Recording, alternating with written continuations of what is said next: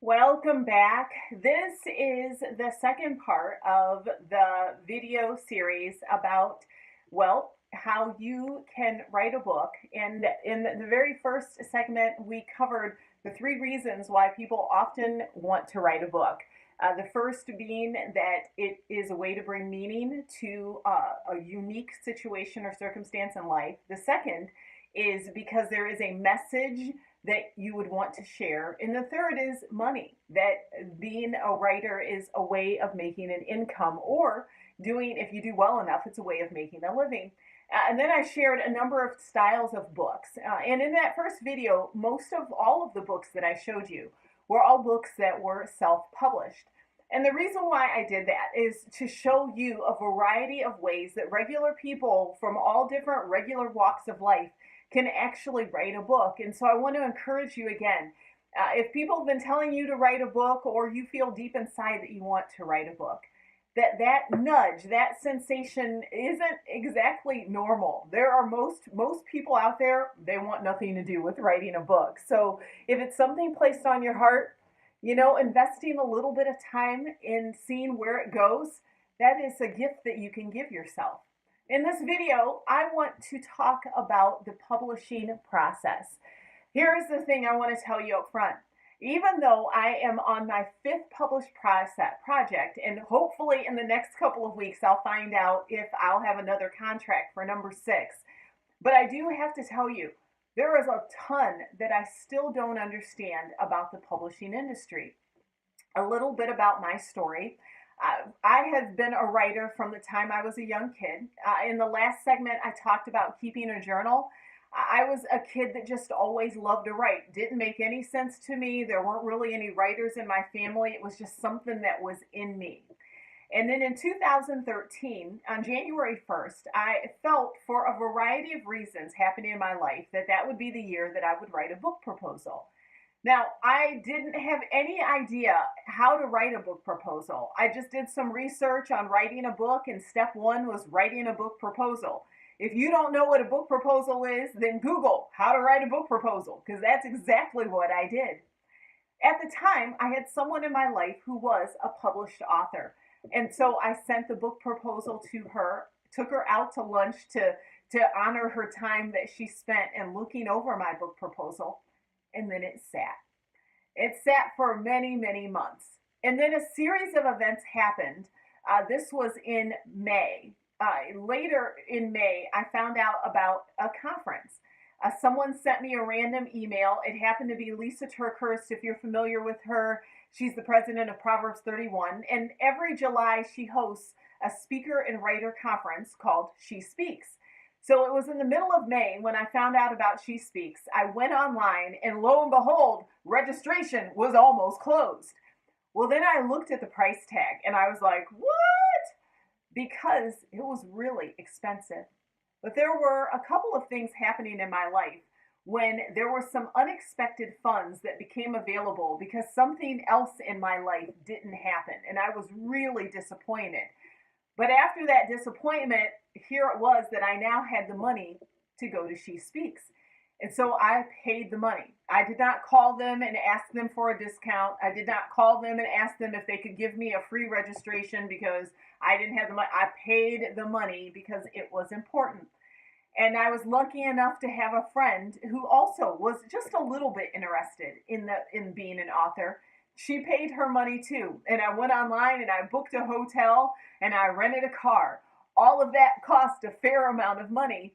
But there we were. We hopped in the car from our home in Ohio and we drove to North Carolina. And there I had an opportunity to sign up for a publisher appointment.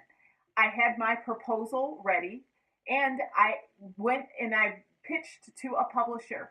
And for a variety of reasons that I'll talk about in a moment, the publisher was interested in taking my book proposal. From that point on, it was very quiet. I went to She Speaks in July. I really didn't hear anything for until it was early September. And then the publisher gave me a call. Her name was Pamela Clements. She's still a friend of mine today. And she said that the publishing company wanted to offer me a publishing contract. Now, that is my journey, but there are a few reasons as to why my journey went that route. So here's some helpful information that you need to know when it comes to figuring out, should you self-publish your book or should you go for a traditional publisher? The thing that I want you to know is that I'm not going to give you every single detail of what you need. Instead, I'm looking for the resource. Here it is. This book right here is called The Inside Scoop. And the subtitle of this book is Two Agents Dish on Getting Published. The two agents that wrote this book, I want you to see the title because most of what you need to know, all of what you need to know, is actually in this book. And those two agents actually own my literary agency, Books and Such. And in this book, they're going to talk about what's right for you. Is it right for you to be traditionally published or should you be self-published? They're going to talk about whether or not you need an agent or should you go it alone. What does an agent or editor do? How do they help you process? Do you have a good idea or should you try a different idea? What are the things that make a book idea stand out? And then when it comes to marketing your book, how do you get people to actually buy it and read it?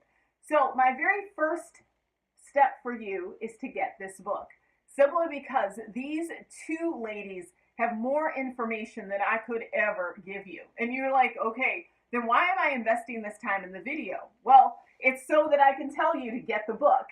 But I actually have a couple of more things to share with you.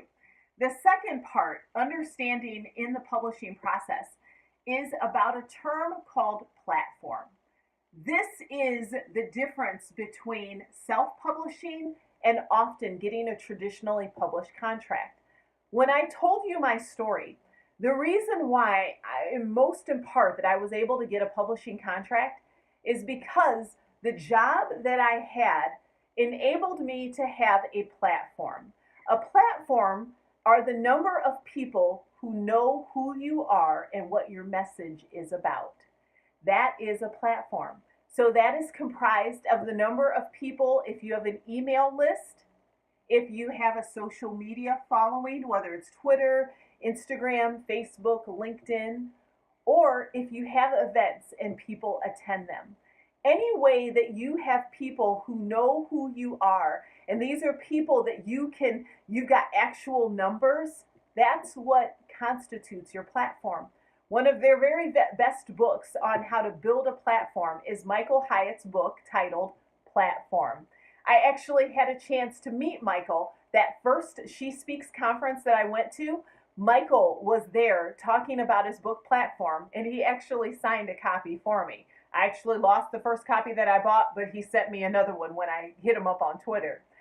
But when you are thinking about, do I want to be traditionally published or self-published, a question you have to ask yourself is, do I have a platform? And if I have a platform, how many people are a part of it?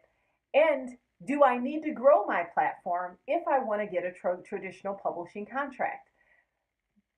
The answer to that question shouldn't stop you from writing a book, but the answer to that question helps you understand how easy or hard it will be, or how much harder you'll have to work to get the message of your book out there.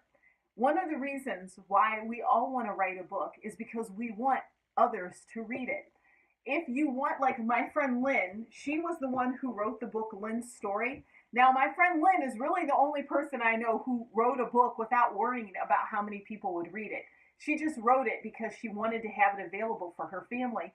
But whether you're a fiction writer or a nonfiction writer, generally you want to write a book so that people read it. Platform will help you understand how many people know who I am and what my message is about. And if you need to put some effort or work into building a platform, that is one of the reasons why this book right here, The Inside Scoop, or Michael Hyatt's book Platform, will help you get started. So the very first thing is understanding, do I want to be traditionally published or do I want to do it on my own? So get the book. Second is the question of platform. What does my platform look like? How many people do I have on my email list? How many people are on my social media who understand what I'm doing? And then the third thing is being a part of a writer community. Some of the questions that you have about publishing, they're questions that you're thinking about now, but those aren't the most important questions that are in front of you. you need to get a product ready. And a writer community is essential and crucial to your life as an author, or right now as a writer. No one writes books on their own. We all need a team around us. There's a certain element of writing that brings out a lot of our insecurities. There are a lot of hard questions that we'll ask ourselves. There are a lot of times when you're going to feel down and discouraged in the writing process. And so you want to have people around you. And this can look in a variety of different ways. One of the simplest ways is look for a writers group in your own community. Go online and Google your town or your area and then writing groups. And every area will have one or two writers groups. Some may be fiction, some may be nonfiction, some may be a specific type, but whatever it is, go find out who are the people that could encourage you. So a writers group is a first place. A second place is a writers conference. There are lots of writers conferences out there. Some are better than others. And it all depends on what your goal is. There are writers conferences that will give you opportunities to sit down with agents and publishers. They're going to be more on the expensive end of the scale. And then there are other writers conferences where they'll just help you become a better writer. And you can go and you can meet other writers and begin to get encouraged and establish community. For those of you who are Christian speakers and authors, that's probably most likely the people watching this video. I have a couple of conferences that I absolutely endorse to the bottom of my heart. She Speaks by Lisa TerKeurst, SheSpeaksConference.com. Also, Leverage. That is with Kathy Lipp. She is a distance mentor of mine. We're in the same literary agency. She is someone that I have admired from afar. I read her stuff. I watch her stuff. I do what she tells me to do. And her conference, Leverage, is a high-level conference for those of you who want to take your speaking and writing seriously. Another conference, Carol Kent's Speak Up. This is a long-running conference. It's in Michigan every summer. Carol Kent is one of the very best of the bestest. And I know that's not a proper term, but that's the best way to describe her. So you can go to speakupconference.com to find more out about Carol's conference. And that is a place where you can go and meet other writers, and there are agents and publishers that are there. There are other conferences. If you Google writers conferences, there are a litany of spectacular conferences, hundreds of them every year. If I haven't endorsed them, it's because I don't know about them. So you may have to do your research. But writers conferences are the very best place for you to invest yourself if you would like to write a book. Yes, they're going to cost money. If you want to be a writer and you want to publish a book, then it's going to cost something. There are no free rides out there. I still invest money in being a writer. Even though I've published a number of books, I still pay out of my own pocket for writers' conferences every year. Everyone who's serious about being a writer, they pay the money to become a better writer. If you're not willing to invest the money, then it's a hobby and treat it as such. And friend, that's okay. So those are the things I want to share with you. First, the very first thing is, should you traditionally publish or should you self-publish? So you want to get the book, The Inside Scoop, and it is by Janet Grant and Wendy Lawton. The second thing is that you want to invest in a writer's community. So figure out if that's where you need to go to your Google and find a writer's group in the area. And the third is investing in writers' conferences, and I shared some details with you. One of the things that I know every year for me is that I have to have a plan for how I am going to do my writers' conference. Actually, you know what? I made an error. Number one was traditional publish or non-traditional. Number two was platform, and number three is writers' community. I wanted to make that correction.